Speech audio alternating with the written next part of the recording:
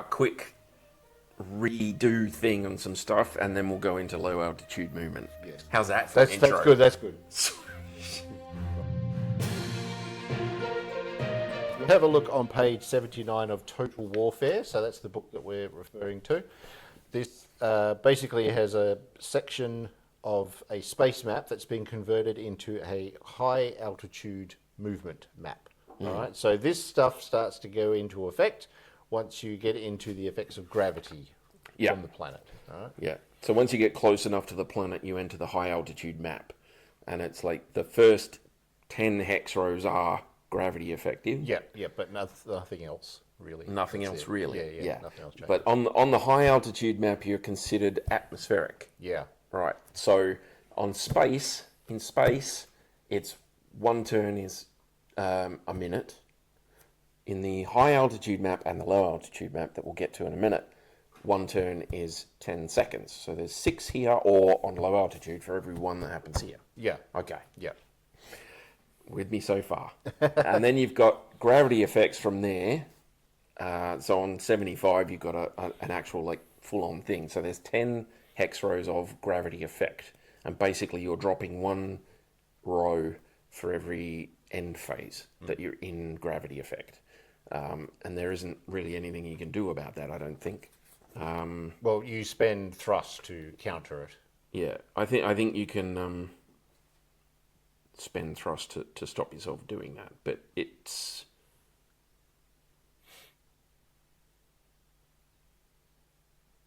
no, it just happens. Yeah. Yeah. So, but you'll be just happens. Yeah, but you'll also be spending.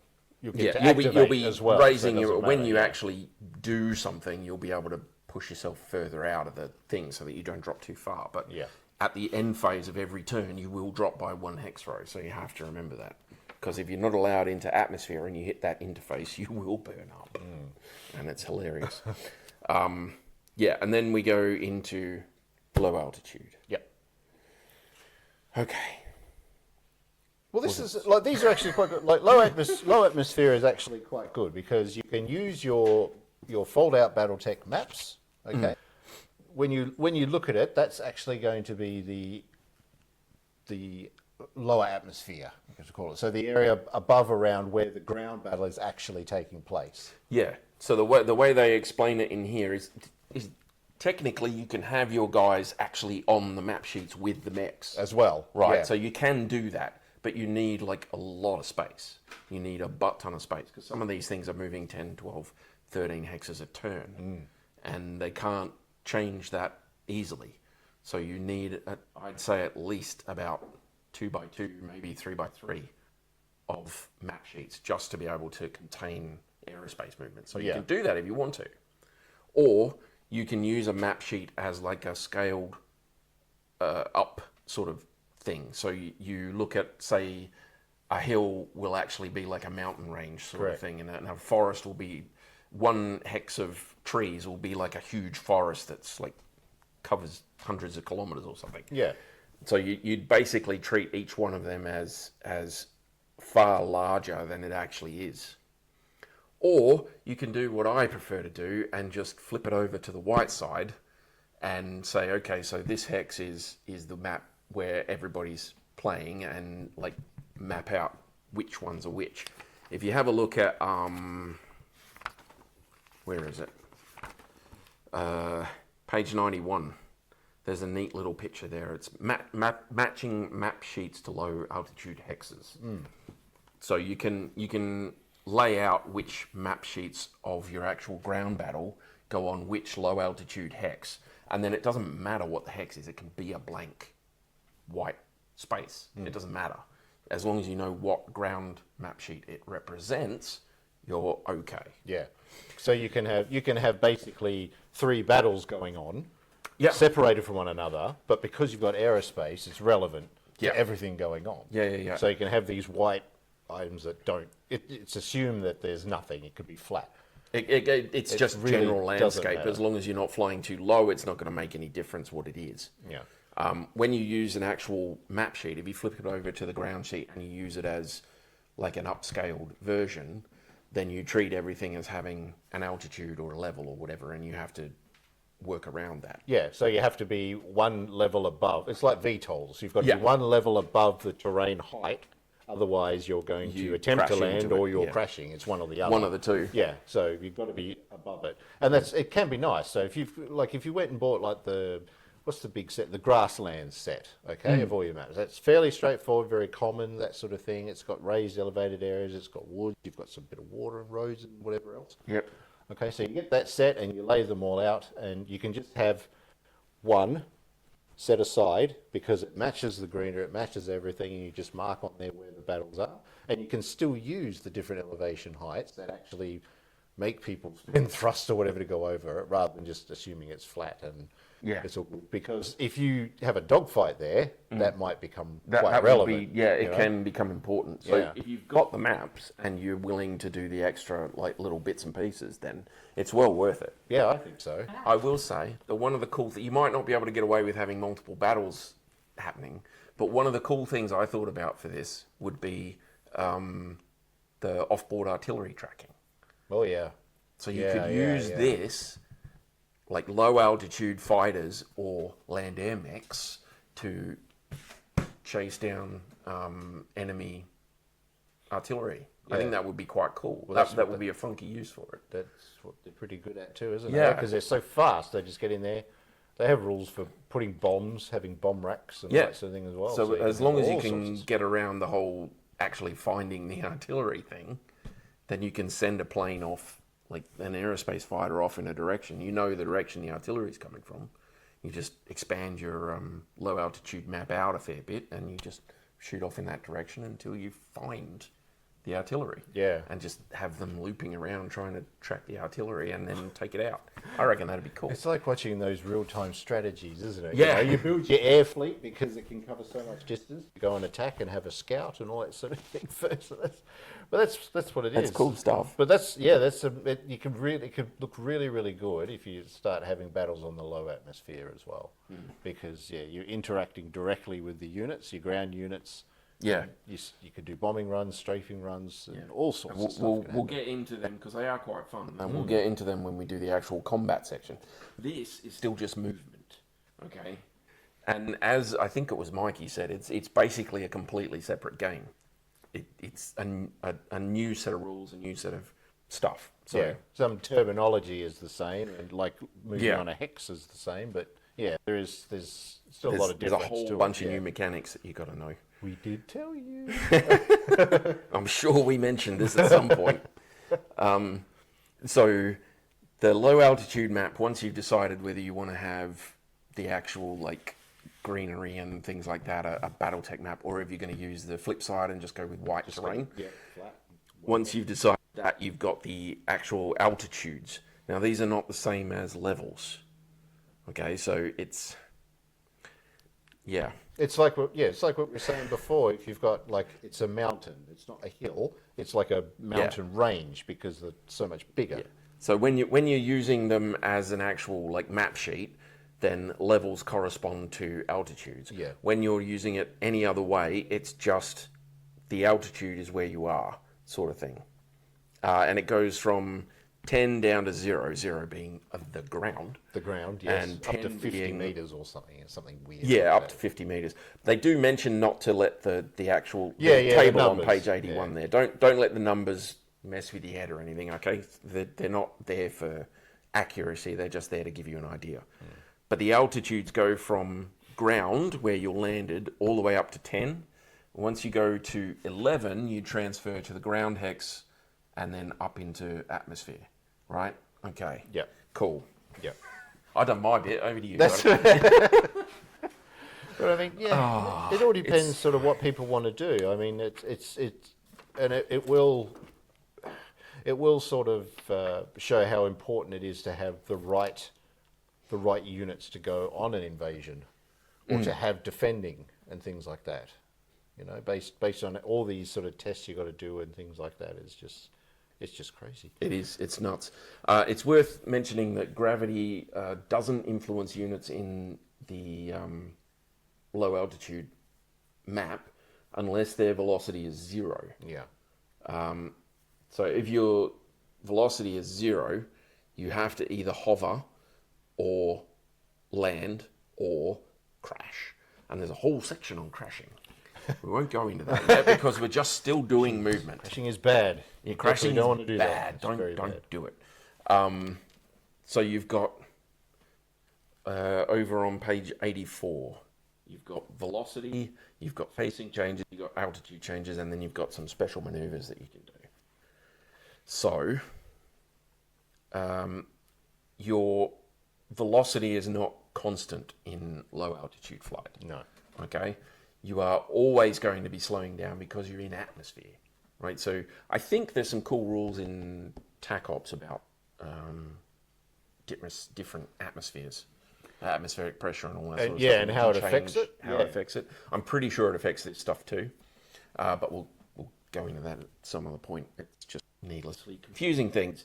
So every time you're on a movement phase on the low altitude map, you are spending thrust to offset atmosphere resistance. So at the beginning of each of your turns, before you move, your velocity is halved and you round fractions down. Yep. So, for example, a unit ending the turn at velocity 6 starts the next turn at velocity 3. Right? So that's automatic. That happens before you do anything, before you're allowed to change anything, before you apply thrust. Nothing else. First thing that happens is your velocity is halved and then rounded down. Yep. And that is just atmosphere. You're in atmosphere, so you do that as a matter of course. If you drop to a velocity of 0 with an aerodyne unit, so fighters, aerodyne dropships, and aerodyne small craft are what I mean by aerodyne unit. You drop to 0, you stall. If you stall, you fall in altitude and must make a control roll. Unless you have VS toll, which is a movement type. Yeah. That is cool.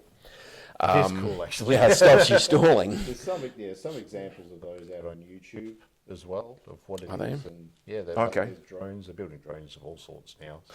Oh, right, So, yeah. like recon drones that have that capability in the way they've designed it with the wings there. It's very, very clever. Nice. Very clever. So presumably if you're an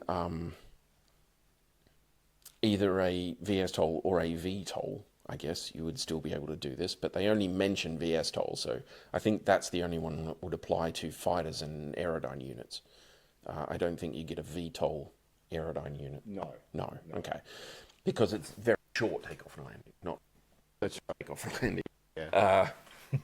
So you can spend thrust with those to stop yourself dropping, but it's 2 points of thrust to not drop. You can't fly at a velocity greater than twice your safe thrust in atmosphere. If you're forced for some reason to do so your safe thrust might change if you take damage and things like that, then you have to make a control roll with a +1 modifier for each point of excess velocity, which is nasty. Yeah, that's right. Very nasty. We'll do control rolls. There's a whole thing on control rolls as well, so we are getting to that. Still movement. And you're going to love to see the table for it. It's monstrous. I'll give you a monstrous table. Look at this thing. This is cool. So now we go into changing your facing. So you remember in the space one there was a thrust cost depending on your velocity to change hex sides. But while you're in atmosphere, aerodyne units, you don't have to spend thrust points to change facing. Instead, you use your control surfaces and things. Yeah.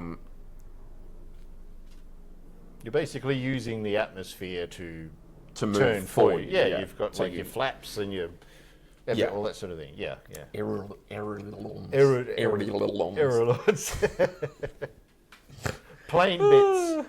Plane bits, the Plane flappy bits. things at the back that make Yes. it go side to side and stuff. The waggy dogs. Yeah. You get a certain number of free changes. You have to move, before you can make a facing change, you have to move in a straight line at least a number of hexes shown on the straight movement table below, Bing, which is on page 84. So you'll see there, at an effective velocity of, say, 6, an aerospace fighter has to make at least 1 hex straight movement before it can change facing. A conventional fighter gets 1 as well, and an Aerodyne dropship gets 2. So, yeah. You have to move 2 spaces forward at velocity 6 if you're in an Aerodyne dropship before you can change a That's facing. right, yeah. Yeah. So...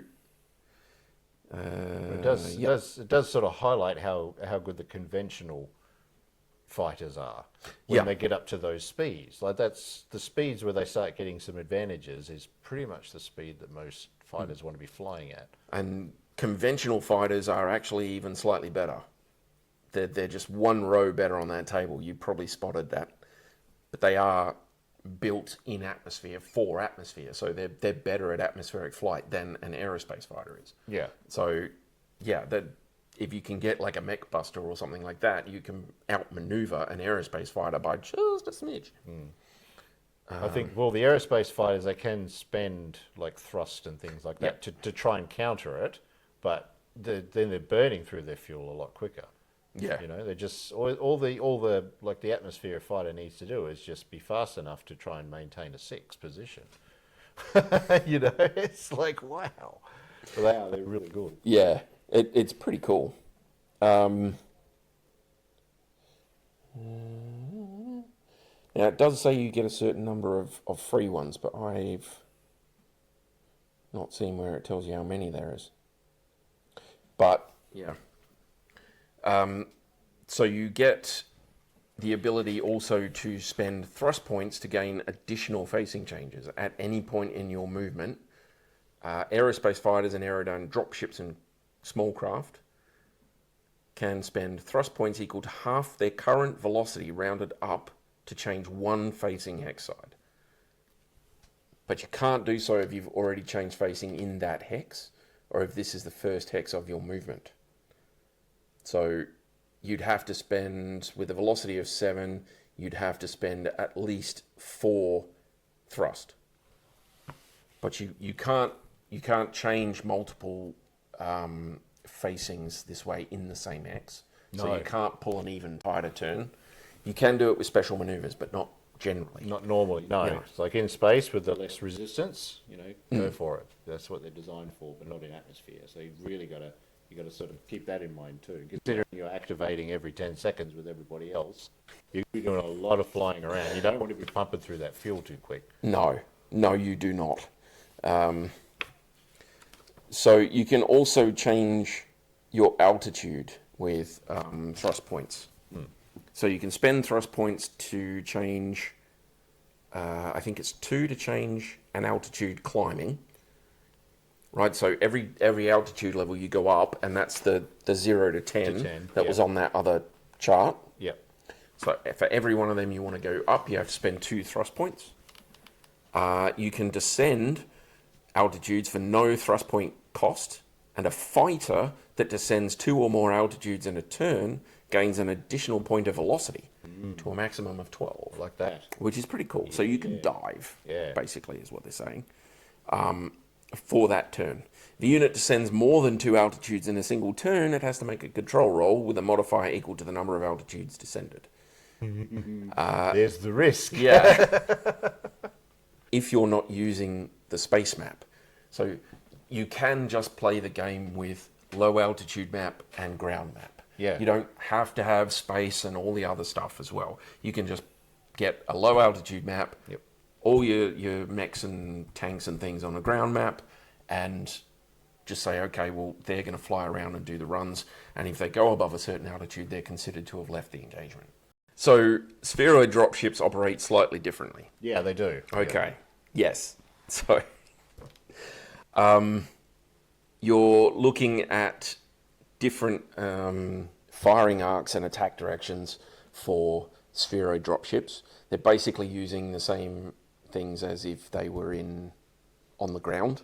That'll come in when we go to combat. Just remember that when you're floating through atmosphere, you're using the jets on your aft section to keep you up. Yeah. So you can't really shoot out of there. Hovering and floating sort of thing, yeah.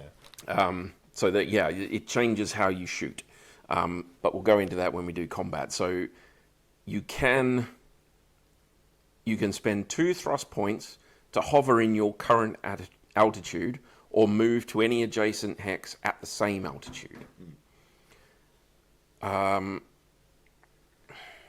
Cost for spheroid dropships or small craft to change altitude is the same as for aerodyne craft, but you don't gain velocity to descend. And if you don't spend thrust points, you lose 1 altitude each turn. Yeah. So you can technically just turn the engines off and go, woo. Yeah, that's right. Yeah. Yeah. Nice and slow, which would probably work, I think. And much less area required because in length, they just need it to basically fit with a little bit of space spare. Yeah, so you just come down. And just bang, So yeah, as far as rather than landing having is quite good. There's airships there, but we haven't done support vehicles. Put a comment down if you want to see us do support vehicles. I want to do support vehicles.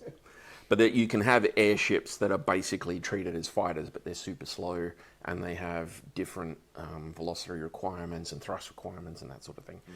They're very, very cool as recon, I think. Okay, so the next video that we've got in the series, Taryn is super excited to talk about fighter maneuvers, sort of special. What are they? Special maneuvers. Special maneuvers that you can make only in atmosphere on the low altitude map for fighters. And I think it'll be really good because if you're doing dogfights and things like that, and you've got the terrain, there's some really funky junk you can do. Yeah. So that's cool. We'll see you then. That's what's coming up next. Thank you. Bye.